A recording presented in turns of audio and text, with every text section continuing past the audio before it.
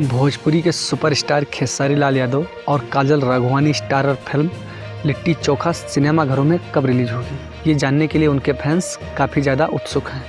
नमस्कार, आदाब, मैं हूं अनीश कुमार मिश्रा और आप देख रहे हैं गपशप न्यूज। लिट्टी चोखा फिल्म का ट्रेलर रिलीज हो चुका है, शायद आपने देख भी लिया होगा क्योंकि काफ़ी ज़्यादा हिट हो रहा है। मगर अब आपके मन में ये सवाल आ रहे होंगे कि आखिर यह फिल्म सिनेमाघरों में कब आएगी। तो आपकी समस्या का हल मेरे पास है।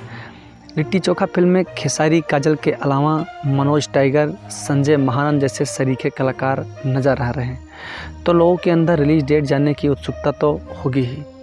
तो आपको बता दें कि जल्द ही इस फिल्म को सिनेमाघरों में लगाया जाएगा, क्योंकि अभी कोई ऑफिशियल नोटिफिकेशन नहीं जारी किया गया है कि कब ये फिल्म सिनेमाघरों में लगाया जाएगा।